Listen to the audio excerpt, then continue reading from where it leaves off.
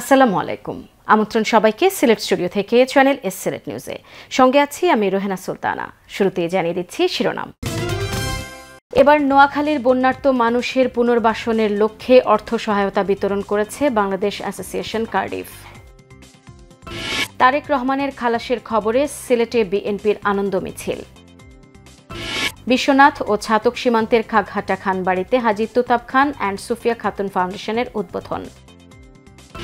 এবং বিশ্বনাথের লক্ষ টাকার ফুটবল টুর্নামেন্টের পর্দা উঠছে ২রা জানুয়ারি। প্রস্তুতি সভায় আয়োজকরা। শুনছিলেন শিরোনাম, এবারে বিস্তারিত। এবার নোয়াখালীতে বন্যায় ঘরবাড়ি হারানো মানুষের পুনর্বাসনের লক্ষ্যে অর্থ সহায়তা বিতরণ করেছে যুক্তরাজ্য ভিত্তিক charity organisation Bangladesh association Cardiff. নোয়াখালীর কবিরহাট উপজেলার নরোত্তমপুরের শতাধিক পরিবারকে এই অর্থ সহায়তা প্রদান করা হয়। আরও জানাচ্ছেন আমাদের সহকর্মী সন্দীপন শুভ। সুদূর যুক্তরাজ্য থেকে এসে একের পর এক মানবতার উদাহরণ সৃষ্টি করে চলেছে বাংলাদেশ অ্যাসোসিয়েশন কার্ডিফ। সিলেট বিভাগ ও ফেনী জেলার পর এবার চতুর্থ ধাপে ২০২৪ সালের বন্যায় ক্ষতিগ্রস্ত নোয়াখালীবাসীর মধ্যে অর্থ সহায়তা বিতরণ করেছেন অ্যাসোসিয়েশনের নেতৃবৃন্দ।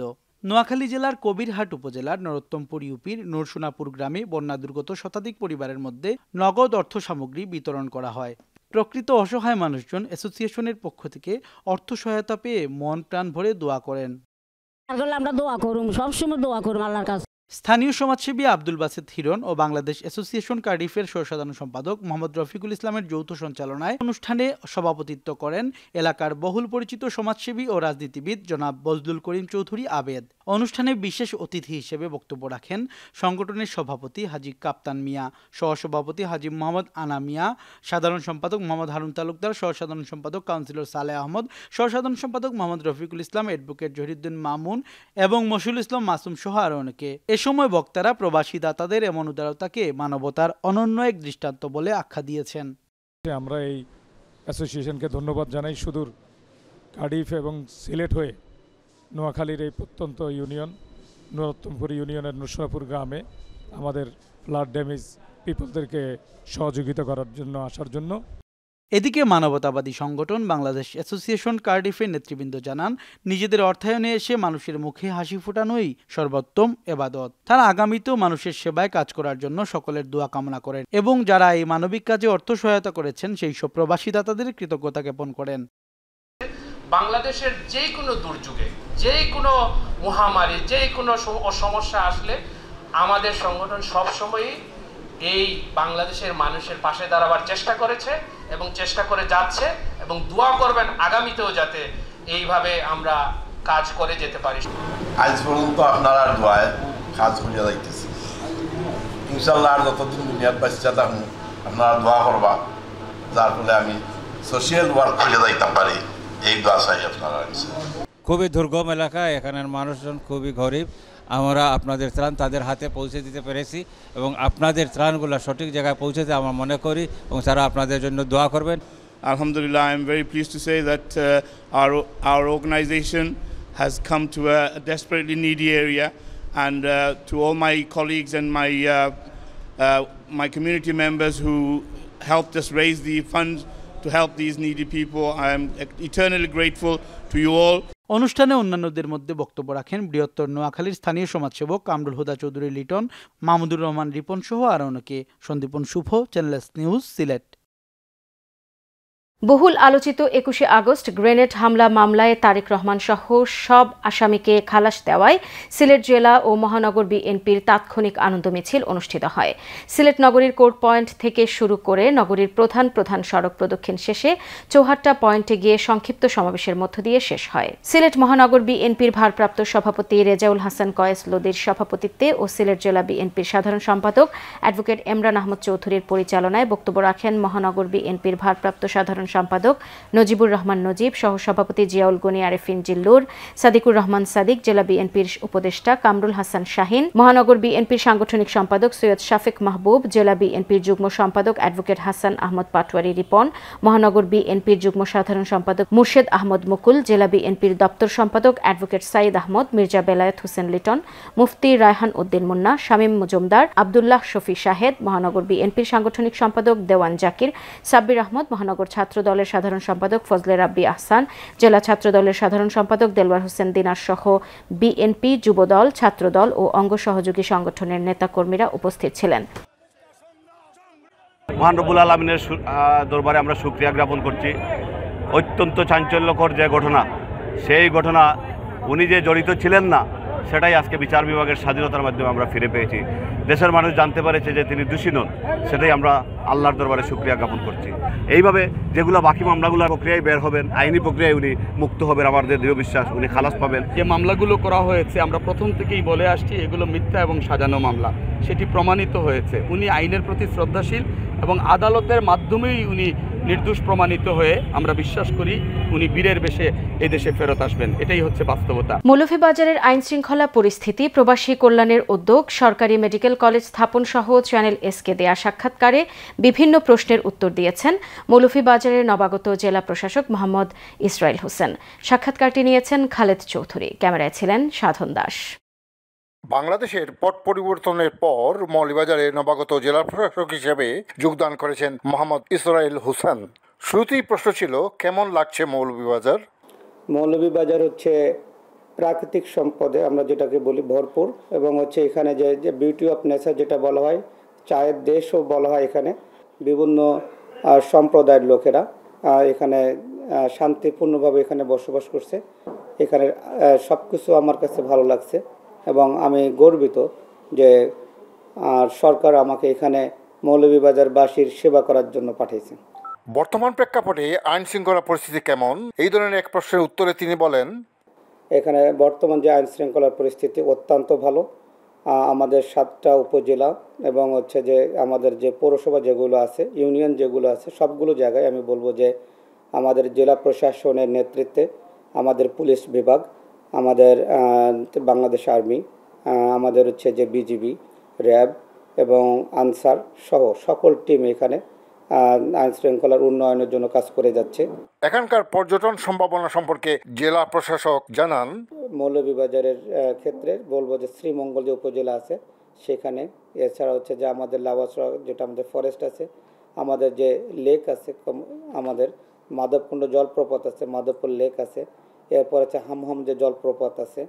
আমরা সবগুলো জায়গায় আমরা পর্যটনের কিছু প্রকল্প নেওয়া হচ্ছে যাতে এখানে পর্যটকরা এসে তাদের রিফ্রেশমেন্ট প্লেজার টাইমটা কাটাতে পারে।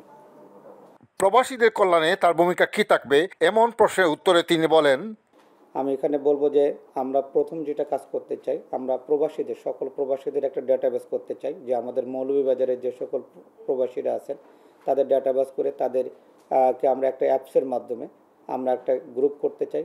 যদি আমাদের প্রবাসীদের কোনো পরিবারের কোনো সদস্য যদি এখানে কেউ যদি কোনো যে কোনো সমস্যার মধ্যে যদি পড়ে, তারা যদি সেই গ্রুপটাকে যদি নক করে, তাহলে আমরা দ্রুত অ্যাড্রেস করে আমরা সেটা সলিউশন করতে চাই। মৌলভীবাজারবাসীর দীর্ঘদিনের দাবি সরকারি মেডিকেল কলেজের ব্যাপারে জানান, আমি বলবো যে মৌলভীবাজারবাসীর প্রাণের দাবি এখানে যারা একটা মেডিকেল কলেজ স্থাপন করা, একটা বিশ্ববিদ্যালয় স্থাপন করা।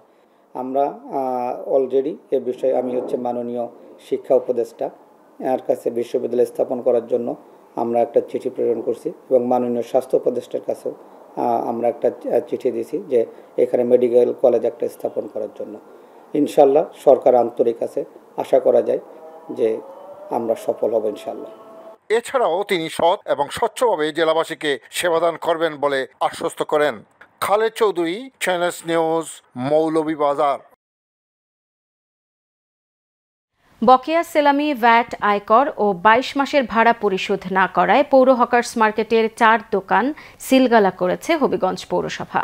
হবিগঞ্জ শহরের শ্মশানঘাট রোডের পৌর হকার্স মার্কেটের 4টি দোকানের বরাদ্দপ্রাপ্ত ব্যবসায়ীর কাছে বকেয়া সেলামি, ভ্যাট, আয়কর ও 22 মাসের ভাড়া বাবদ 3,32,736 টাকা পাওনা রয়েছে হবিগঞ্জ পৌরসভার। একাধিকবার নোটিশ দেওয়া সত্ত্বেও ওই টাকা পরিশোধ না করায় পৌরসভার একটি টিম ব্যবসায়ী নেতৃবৃন্দের উপস্থিতিতে দোকানগুলো সিলগালা করে দেয়। তালা দেওয়ার পূর্বে দোকানে রাখা মালামাল সংশ্লিষ্ট ব্যবসায়ী ও তার পক্ষের লোকজনের কাছে দিয়ে দেওয়া হয়। শখের বশে প্রথমবারের মতো বস্তায় আদা চাষ করে সাফল্যের মুখ দেখেছেন সুনামগঞ্জের জগন্নাথপুর উপজেলার রানীগঞ্জ ইউনিয়নের গন্ধর্বপুর গ্রামের তরুণ উদ্যোক্তা ফখরুল ইসলাম। প্রথমে ইউটিউবে বস্তায় আদা চাষের ভিডিও দেখে আগ্রহী হন তিনি। পরে উপজেলা কৃষি কার্যালয়ের সহযোগিতায় বাড়ির আঙিনায় 260টি বস্তায় আদা চাষ শুরু করেন। অল্প পুঁজিতে ফলন ভালো হওয়ায় আগামীতে বাণিজ্যিকভাবে আরও অধিক পরিমাণ আদা চাষ করার কথা ভাবছেন তরুণ উদ্যোক্তা ফখরুল ইসলাম। প্রতি বস্তা আদা চাষে খরচ হয় 40 থেকে 50 টাকা। এক বস্তা আদা গাছ থেকে ফলন পাওয়া যায় 1.5 থেকে 2 কেজি। স্থানীয় বাজারে বর্তমানে আদার দাম রয়েছে কেজিতে 250 থেকে 300 টাকা। এতে প্রায় 70,000 টাকা লাভ হবে বলে আশা করছেন ওই উদ্যোক্তা। তার এ সাফল্য দেখে আদা চাষে আগ্রহী হচ্ছেন স্থানীয় তরুণরা। এই উদ্যোগ সম্পর্কে উপজেলা কৃষি কর্মকর্তা জানান, প্রথমবারের মতো এ উপজেলায় বস্তার মধ্যে আদা চাষ করা হয়েছে। তিনি আশাবাদ ব্যক্ত করে বলেন, আগামীতে বস্তায় আদা চাষ আরও জনপ্রিয় করে তুলতে উপজেলা কৃষি সম্প্রসারণ অধিদপ্তর ট্রেনিং প্রদান সহ বিভিন্ন উদ্যোগ নিচ্ছে।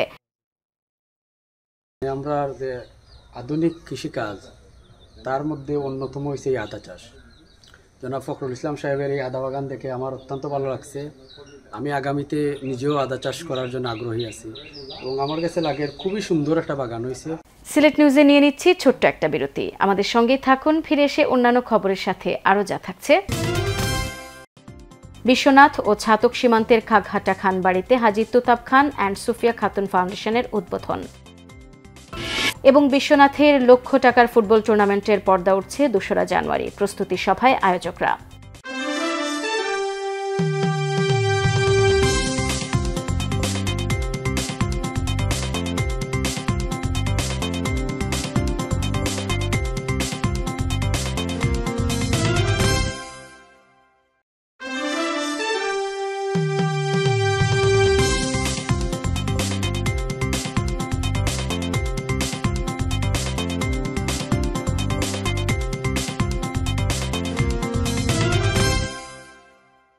স্বাগত আরেকবার সিলেট স্টুডিও থেকে চ্যানেল এস সিলেট নিউজে।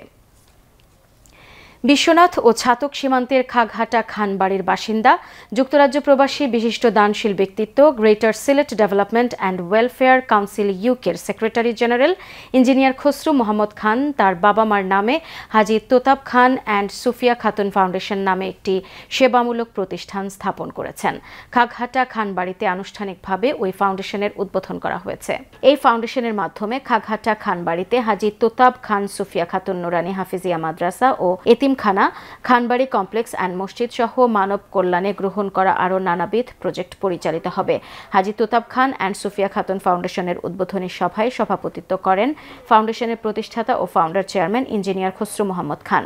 বক্তব্যে তিনি বলেন, মানব কল্যাণে কাজ করার লক্ষ্যেই বাবা মার নামে দ্বীনি শিক্ষা প্রতিষ্ঠান গড়ে তুলেছে, যেখানে বিশ্বনাথ, ছাতক ও জগন্নাথপুর সীমান্তের অসহায় ও হতদরিদ্র মানুষেরা উপকৃত হবেন। তাই এই প্রতিষ্ঠানকে এগিয়ে নিতে সকলের সহযোগিতা প্রয়োজন। প্রিন্সিপাল মাওলানা ইমদাদুল হক নোমানের পরিচালনায় অনুষ্ঠিত সভায় আমন্ত্রিত অতিথির বক্তব্য রাখেন দোলারবাজার ইউনিয়নের চেয়ারম্যান নুরুল আলম, সিঙ্গেরকাছ পাবলিক বহুমুখী উচ্চ বিদ্যালয় ও কলেজ গভর্নিং বোর্ডের সাবেক সভাপতি আলহাজ আবারক আলী, যুদ্ধাহত বীর মুক্তিযোদ্ধা এম এ মালেক খান, বিশিষ্ট সালিশ ব্যক্তিত্ব আজমান আলী, ছাতক প্রেস ক্লাবের সভাপতি সৈয়দ হারুনুর রশিদ, বিশ্বনাথ মডেল প্রেস ক্লাবের সাবেক সভাপতি জাহাঙ্গীর আলম খায়ের সহ আরও অনেকে। সভা শেষে অতিথিদের সম্মাননা ক্রেস্ট প্রদান করা হয়।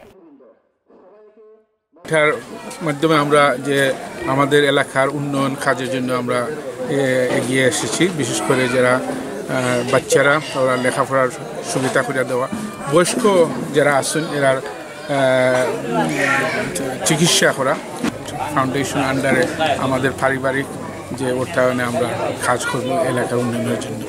তাদের যে ইচ্ছাটা হলো মানুষের সেবা করা, এলাকাবাসীর সেবা করা এবং এলাকার সন্তানদেরকে সুশিক্ষিত করে তোলা।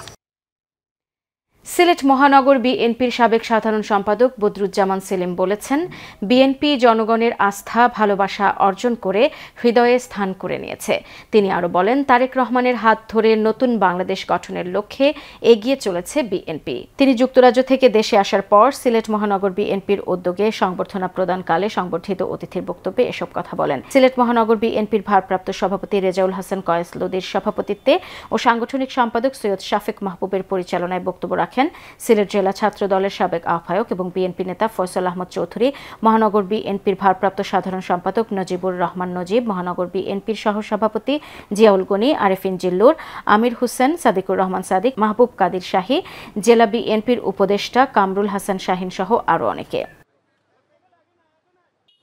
মৌলভীবাজার সৈয়দ শাহ মুস্তফা রহমতুল্লাহ আলাইহি ফাউন্ডেশনের উদ্যোগে সদর উপজেলা ব্যাপী মেধাবৃত্তি পরীক্ষা 2024 অনুষ্ঠিত হয়েছে। এবারের বৃত্তি পরীক্ষা মৌলভীবাজার টাউন কামিল মাদ্রাসায় অনুষ্ঠিত হয়। বিস্তারিত জানাচ্ছেন আমাদের মৌলভীবাজারের head of news Khaled Chowdhury. ক্যামেরায় ছিলেন অশ্বিনী সিনহা। মৌলভীবাজার টাউন কামিল মাদ্রাসার মৌলভীবাজার সৈয়দ শাহ মুস্তফা রহমতুল্লাহ আলাইহি ফাউন্ডেশনের উদ্যোগে মৌলভীবাজার সদর উপজেলা ব্যাপী মেধাবৃত্তি পরীক্ষা 2024 অনুষ্ঠিত হয়েছে। উক্ত পরীক্ষায় ফলাফল ও সনদ বিতরণ অনুষ্ঠানে ফাউন্ডেশনের মহাসচিব মাওলানা মোহাম্মদ আব্দুর রশিদের সঞ্চালনায় সভাপতিত্ব করেন ফাউন্ডেশনের ভাইস চেয়ারম্যান মাওলানা মোহাম্মদ লোকমান খান নবীন। প্রধান অতিথি হিসেবে উপস্থিত ছিলেন জেলা শিক্ষা অফিসার মোহাম্মদ ফজলুর রহমান। অনুষ্ঠানে উদ্বোধক ছিলেন অত্র মাদ্রাসার অধ্যক্ষ মাওলানা মুফতি মোহাম্মদ শামসুল ইসলাম। বিশিষ্টজনদের মধ্যে উপস্থিত ছিলেন ইসলামিক ফাউন্ডেশনের উপপরিচালক মোহাম্মদ ফারুক আলম, উপজেলা মাধ্যমিক শিক্ষা অফিসার মোহাম্মদ আব্দুস সামাদ মিয়া। উক্ত মেধাবৃত্তি পরীক্ষায় 500 জন শিক্ষার্থী অংশগ্রহণ করেন। উপস্থিত অতিথিরা এই উদ্যোগের প্রতি কৃতজ্ঞতা প্রকাশ করে তাদের বক্তব্য রাখেন। আমি মেধা ফাউন্ডেশনের কর্তৃপক্ষকে ধন্যবাদ জানাচ্ছি যে তারা এই কষ্ট ত্যাগ স্বীকার করে ছাত্রদের হাতে আর্থিক পুরস্কার এখনই পুরস্কার তুলে দেবেন, সেই জন্য তাদের প্রতি কৃতজ্ঞতা এবং ধন্যবাদ জানাচ্ছি।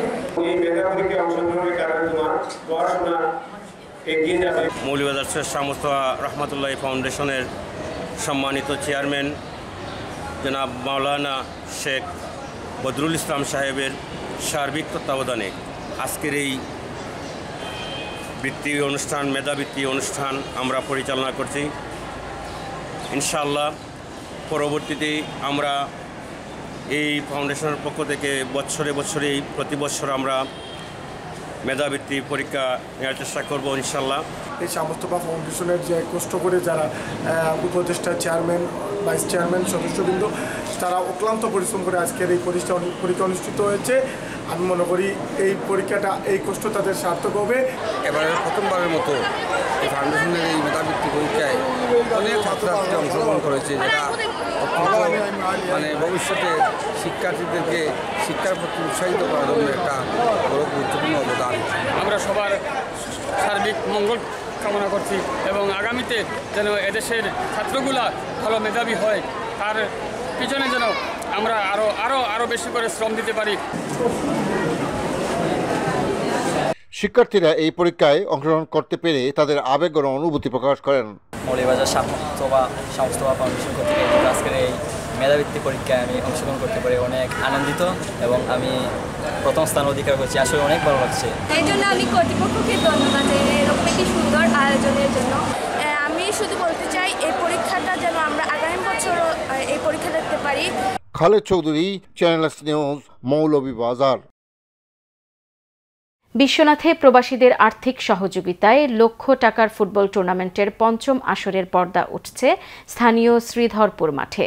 আগামী বছরের 2রা জানুয়ারি এই টুর্নামেন্ট অনুষ্ঠিত হওয়ার কথা রয়েছে। টুর্নামেন্টের অন্যতম পৃষ্ঠপোষক যুক্তরাজ্য প্রবাসী শেখ আবুল বাশারের বাসভবনের পাশে অনুষ্ঠিত এক প্রস্তুতি সভায় এসব কথা জানান আয়োজকরা। উপজেলা ফুটবল অ্যাসোসিয়েশন ও উপজেলা খেলোয়াড় কল্যাণ সংস্থার নেতৃবৃন্দরা জানান, টুর্নামেন্টে দর্শকদের জন্য এবার লাখ টাকার পুরস্কার থাকছে। 70টি ফুটবল দল আবেদন করলেও বাছাই শেষে 16টি দল টুর্নামেন্টে অংশ নেওয়ার অনুমতি পায়। চ্যাম্পিয়ন দলের প্রাইজ মানি থাকছে নগদ 3 লাখ টাকা আর রানার্স আপ দল পাবে নগদ 2 লাখ টাকা। উপজেলা ফুটবল অ্যাসোসিয়েশনের সভাপতি মাহবুবুর রহমান জুয়েলের সভাপতিত্বে প্রস্তুতি সভায় সম্মানিত অতিথির বক্তব্য রাখেন টুর্নামেন্টের অন্যতম পৃষ্ঠপোষক ও শেখ তাহির আলী শাহ ফাউন্ডেশনের চেয়ারম্যান যুক্তরাজ্য প্রবাসী শেখ মোহাম্মদ আবুল বাশার। আমন্ত্রিত অতিথির বক্তব্য রাখেন বিশ্বনাথ সদর ইউনিয়নের চেয়ারম্যান হাজী দয়াল উদ্দিন তালুকদার, অলঙ্কারী ইউনিয়নের চেয়ারম্যান আতিকুর রহমান লিটন, দৌলতপুর ইউনিয়নের চেয়ারম্যান হাফিজ মোহাম্মদ আরব খান, দশঘর ইউনিয়নের চেয়ারম্যান এমাদ উদ্দিন খান, খাজানশী ইউনিয়নের সাবেক চেয়ারম্যান তালুকদার মোহাম্মদ কিয়াস উদ্দিন, সাংবাদিক কামাল মুন্না, তজমুল আলী রাজু, সাইফুল ইসলাম বেগ, উপজেলা খেলোয়াড় কল্যাণ সমিতির সভাপতি লোকমান মিয়া, শ্রীধরপুর গ্রামের মুরব্বী সুলেমান খান বাবুল, বিএফসি ফুটবল একাডেমির সভাপতি লুৎফুর রহমান জুয়েল, খেলোয়াড় কল্যাণ সংস্থার সহ সভাপতি হেলাল আহমদ, উপজেলা ফুটবল অ্যাসোসিয়েশনের কোষাধ্যক্ষ কাউসার আহমদ বাপ্পি। এর আগে অনুষ্ঠানের শুরুতে শুভেচ্ছা বক্তব্য রাখেন খেলোয়াড় কল্যাণ সংস্থার সহ সভাপতি মিসবাহ উদ্দিন। আগামী জানুয়ারি 2 তারিখ আমাদের প্রবাসীদের অর্থায়নে 1 লক্ষ টাকা ফুটবল টুর্নামেন্টে পর্দায় উঠবে। আপনাদের সবাইকে আমন্ত্রণ, দেশ বিদেশে সবাইকে আমন্ত্রণ জানাচ্ছি যে যাতে সুন্দরভাবে আমাদের এই টুর্নামেন্টটা সফলভাবে সমাপ্ত হয়। আর এবারে আর একটা চমক আসছে, আমাদের রেফেল ড্রয়ের মাধ্যমে 1 লক্ষ টাকা দর্শকদের মধ্যে পুরস্কার দেওয়া। যেহেতু আমাদের এখানে প্রচুর দর্শক হয়, আমরা আহ্বান জানাই আপনাদেরকে এই জানাই আপনারা যেন লক্ষ টাকা ফুটবল টুর্নামেন্ট উদ্বোধনী খেলায় মাঠে এসে সুন্দরভাবে দেখতে পারেন। এই দেখার জন্য আমরা আপনাদের সবার সহযোগিতা কামনা করি। সিলেট নিউজ আজ এই পর্যন্তই। সিলেট বিভাগের প্রত্যন্ত অঞ্চলের খবর জানতে চোখ রাখুন চ্যানেল এস এর পর্দায়। সবাইকে ধন্যবাদ এতক্ষণ সঙ্গে থাকার জন্য। আল্লাহ হাফেজ।